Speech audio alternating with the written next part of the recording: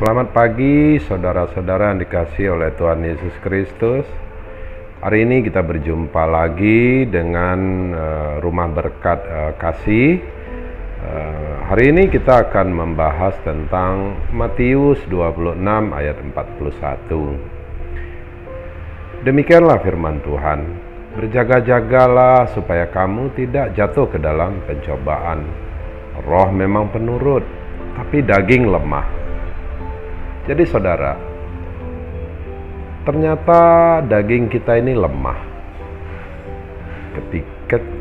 Ternyata daging kita ini tidak mampu melawan kuasa-kuasa jahat di dalam dunia ini. Roh yang diam di dalam diri kita itu ternyata juga nurut-nurut aja. Apa yang dilakukan daging ya roh nurut-nurut aja. Dia tidak mampu menolak keinginan daging karena roh berada di dalam dunia ini. Bukan tempatnya roh. Roh itu tempatnya di sorga. Ternyata roh itu numpang di dunia ini. Dunia ini bukan dikuasai oleh roh, tetapi dikuasai oleh si jahat. Jadi kita yang hidup di dalam daging, kita juga mengikuti keinginan-keinginan dunia yang nyata. Sehingga daging kadang-kadang lemah, tidak mampu menolak ajakan-ajakan dunia yang menawarkan sebuah keindahan, enak, tenang, kemakmuran, harta kekayaan. Itu dijanjikan bisikan-bisikan dunia kepada daging kita, menjanjikan hal-hal yang nyata, sehingga daging kita ini menjadi lemah, sehingga daging kita itu ingin mencoba, ingin merasakan, ingin memiliki, ingin dibesarkan, ingin dipuji, sehingga kita lupa ada roh yang menuruti segala keinginan daging kita.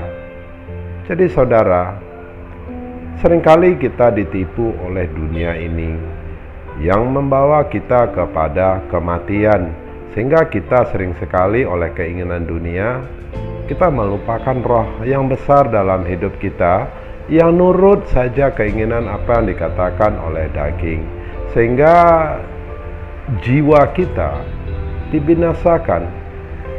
Jadi saudara, kalau kita sadar roh itu kuat dalam diri kita mampu dikendalikan oleh roh itu. Kita dikendalikan oleh roh itu, dia akan membawa kita kepada damai, tenang, dan sukanya Kristus.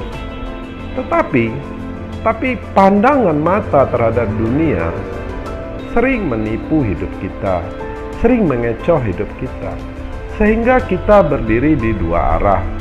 Kita mengikut roh, kita mengikut daging. Tuhan tidak mau hal yang seperti itu. Tuhan tidak mau kita suam-suam kuku. Kalau mau panas, panas sekalian. Kalau mau dingin, dingin sekalian. Tuhan akan binasakan orang yang suam-suam kuku.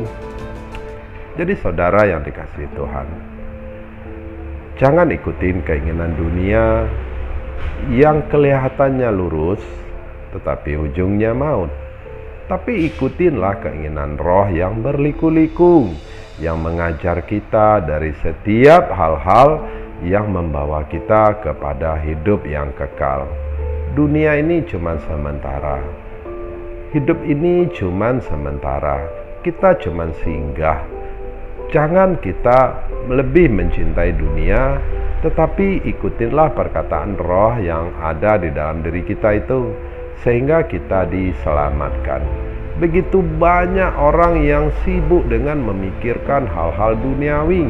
Betapa sibuk orang memikirkan apa yang dia mau makan, apa yang dia mau pakai, pingin ini, pingin itu, tetapi akhirnya menjerumuskan dia kepada kematian, sehingga apa yang dikumpulkan selama ini hanya sia-sia. Dia tidak bisa menikmati, orang lain yang menikmatinya. Di saat dia sudah memiliki segalanya, dia jatuh sakit, dia tidak bisa makan apa-apa, dia tidak bisa menikmati apa yang jerih payahnya selama ini yang dicari. Akhirnya dia menanam angin dan menuai badai.